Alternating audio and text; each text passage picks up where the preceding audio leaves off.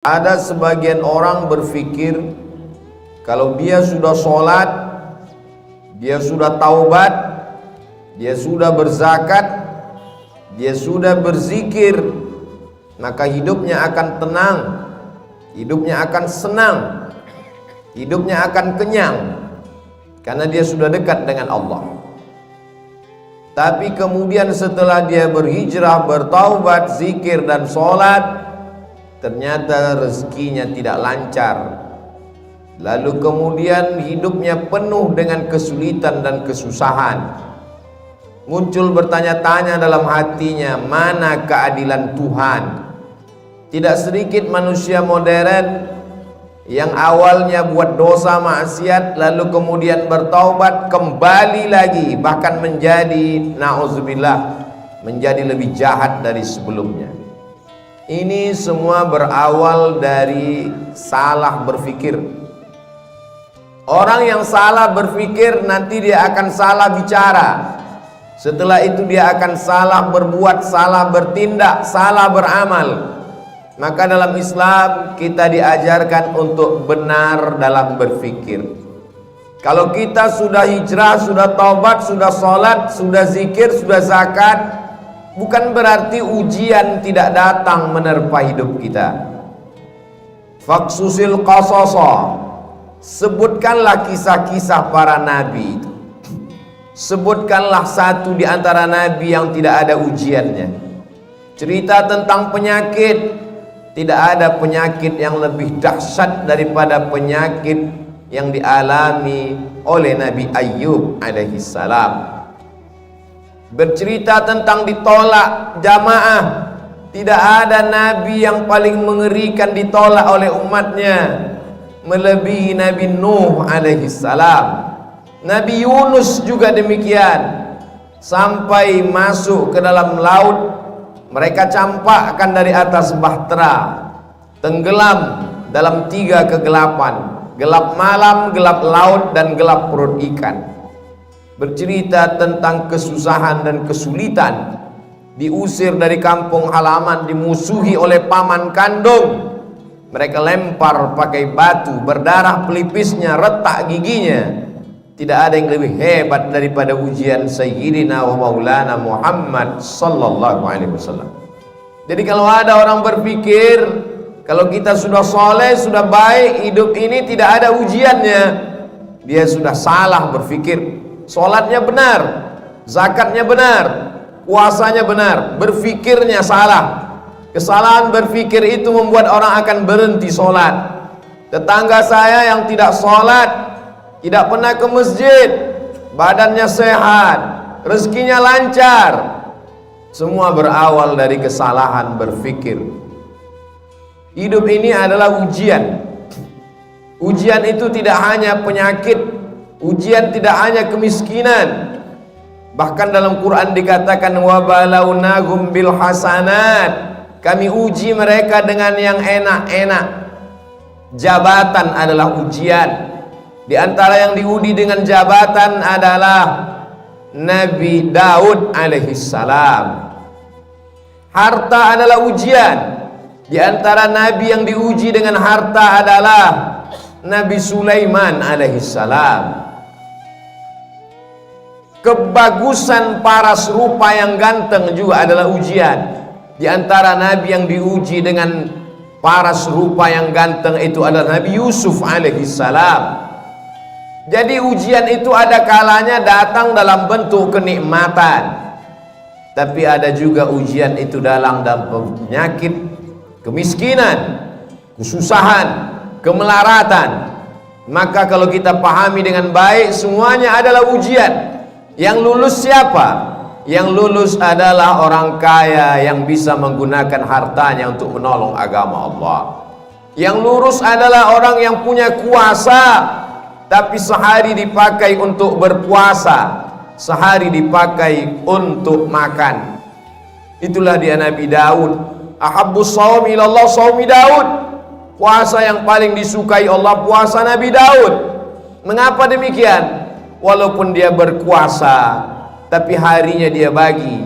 Yasumu yauman, sehari dia berpuasa, wa yuftiru yauman, sehari dia makan, sehari dia pakai untuk mengingat Allah, sehari dia pakai untuk mengatur rakyatnya, dan mengatur rakyat itu juga dapat pahala dari Allah Subhanahu wa ta'ala.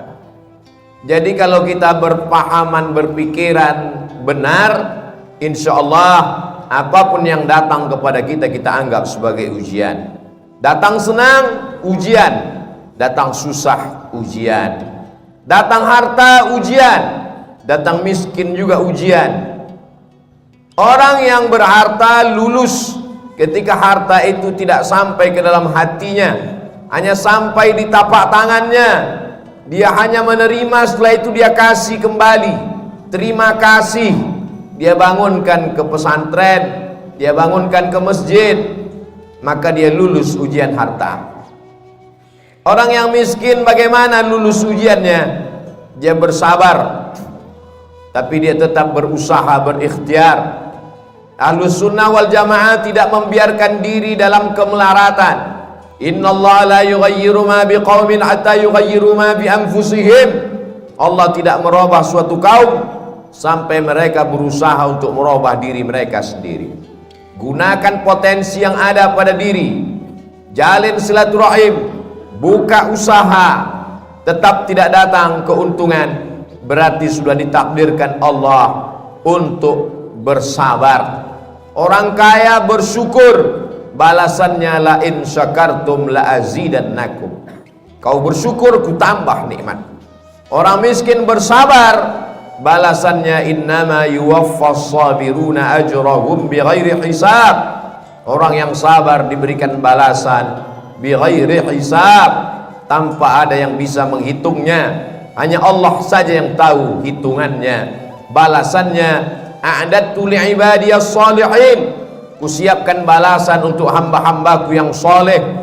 Mala a'yunun ra'at, belum pernah dilihat mata, wala udhunun sami'at, belum pernah didengar telinga, wala khatara ala qalbi bashar, belum pernah terlintas di hati manusia.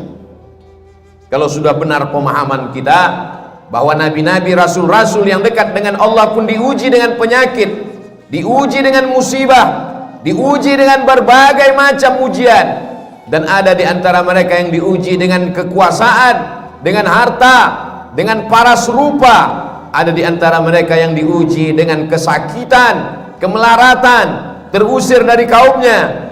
Fahamlah kita bahwa kalau kita sholat, kita bisa kaya, kita juga bisa susah. Kalau kita sudah hijrah, sudah taubat, kita bisa sehat, kita pun juga bisa sakit. Sehingga kalau sudah hijrah, sudah taubat, datang penyakit silih berganti, datang ujian, bisnisnya jatuh, sholatnya tidak berhenti, dia tidak merajuk, tidak ngambek, tidak marah kepada Allah, karena dia tahu Allah menguji aku. Liyabluwani, Allah sedang menguji aku. Aashkur, apakah aku bersyukur, am akfur, atau aku menjadi kufur kepada Allah Subhanahu wa ta'ala. Semua berawal dari kesalahan berfikir. Afala tatafakkarun, kenapa kamu tidak berfikir? Afala ta'qilun, kenapa tidak menggunakan akal pikiran? Tidak ada yang sulit bagi Allah Subhanahu wa ta'ala. Allah Maha Kuasa, fa'alul lima yurid. Dia berbuat sesuai kehendaknya, bukan kehendak atasannya. Dia tidak punya atasan. Wa huwa ala kulli syai'in qadir. Dia Maha Kuasa atas segala sesuatu. Tidak ada yang menguasainya. Tidak ada yang perlu membutuhkan proses waktu bagi Allah.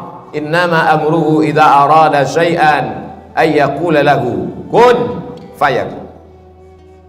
Maka ketika Nabi Ayyub alaihissalam makin parah penyakitnya, dia tidak mengeluh kepada Allah. Dia tidak mengatakan aku ini nabi, kenapa aku bisa sakit? Dia hanya berkata, Rabbi anni massaniyad-durru wa anta arhamur rahimin. Rabbi, ya Allah, anni, aku, massaniyad-durru, aku kena penyakit, wa anta arhamur rahimin, engkau maha penyayang di antara yang sayang. Kalau kita teliti satu persatu doa Nabi Ayyub itu, tidak ada dia minta sembuh, Rabbi, ya Allah, anni, sesungguhnya aku, massaniyad durru, aku kena penyakit, wa anta arhamur rahimin, engkau maha penyayang di antara yang sayang. Lalu di mana kita yang meneteskan air mata hanya karena sesuatu yang belum ada apa-apanya dibandingkan Nabi Ayyub alaihissalam? Anaknya meninggal, kebunnya kering kerontang, hujan tidak turun, binatang ternaknya mati semua, malang tak dapat ditolak, untung tak dapat diraih, penyakit datang silih berganti. Imannya tidak berubah, dia malu meminta kepada Allah Subhanahu wa ta'ala. Begitu juga ketika Nabi Yunus alaihissalam masuk ke dalam perut ikan, dia tidak ada mengeluh, dia tidak ada meminta kepada Allah, dia hanya berkata la ilaha illa anta subhanak inni kuntu minadh dhalimin. Sekarang kita teliti satu-satu perkata doanya itu. La ilaha, tiada Tuhan, illa anta, melainkan engkau, subhanak, maha suci engkau, inni, sesungguhnya aku, kuntu minadh dhalimin, aku termasuk orang yang zalim. Tidak ada dia minta keluarkan aku dari perut ikan ini, ya Allah, aku ini nabi, kenapa aku terusir dari kampungku? Mengapa aku ketika diundi di antara para penumpang kapal, kenapa namaku yang keluar sehingga aku yang terbuang? Kenapa aku ditelan ikan? Tidak ada. Dia hanya berkata la ilaha illa anta subhanak inni kuntu minadh dhalimin. Mereka adalah orang-orang yang sudah putus hakikat tauhidnya. Bagi mereka diikuti umat dengan tidak diikuti sama saja. Antara senang dengan lapar sama, karena yang memberikan kenyang juga dia, yang memberikan lapar juga dia. Hari ini begitu banyak orang yang berkata alhamdulillah ketika kenyang, lupa kepada Allah saat lapar. Atau ada juga terjadi sebaliknya, waktu lapar ingat Allah, setelah kenyang lupa kepada Allah. Yang kau minta saat kau susah, dia juga yang kau minta saat kau lapar. Yang kau minta saat kau senang, dia juga yang kau sembah saat kau susah. Allah, qul huwallah, dialah Allah. Tidak ada Tuhan baik, tidak ada Tuhan jahat. Seperti mereka yang mengatakan ada Tuhan yang baik, ada Tuhan yang jahat. Banyak sekali Tuhan-Tuhan yang disembah. Dalam Islam kita hanya meyakini la ilaha illallah, dialah yang maha baik. Kalau ada sesuatu yang tidak menyenangkan kita datang menimpa kita, menurut kita itu tidak baik, tapi menurut Allah itu baik. Hubungan kita dengan Allah dibangun dengan dua cara. Yang pertama husnuzan, kita sudah berusaha all out, mengerahkan segenap potensi diri, terjadi tidak sesuai dengan yang diinginkan, kita hanya mampu berhusnuzan kepada Allah.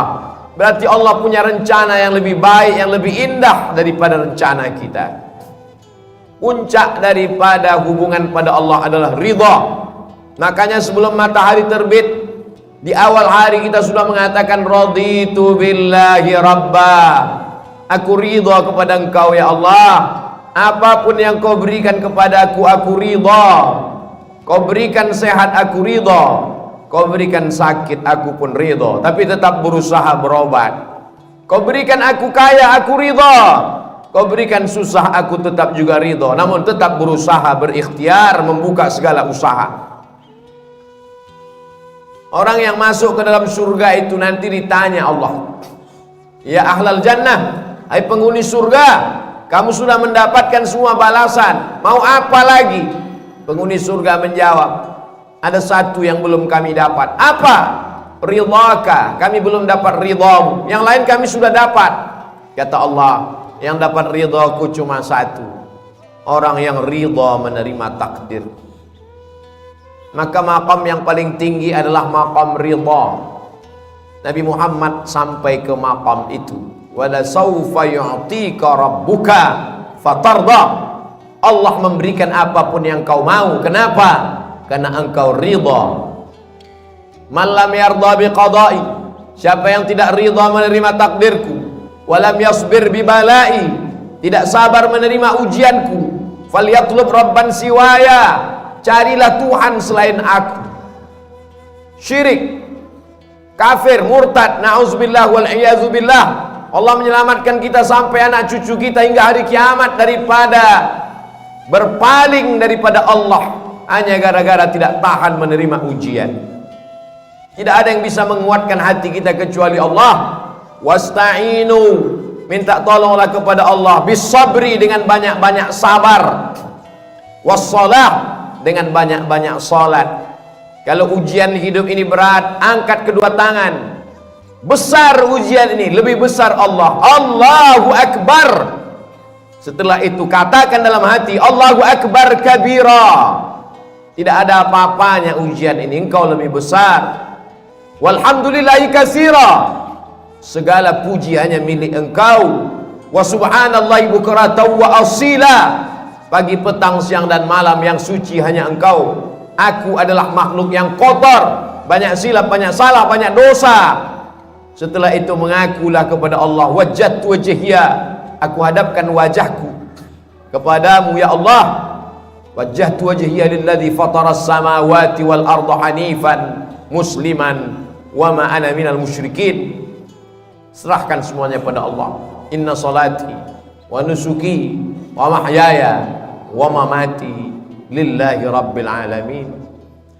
Jangan meminta kepada dukun, jangan minta kepada benda keramat. La syarika lahu wa bidzalika umirtu wa ana minal muslimin. Aku orang yang berserah diri kepadamu. Wala tamutunna illa wa antum muslimun. Jangan mati melainkan dalam keadaan muslim.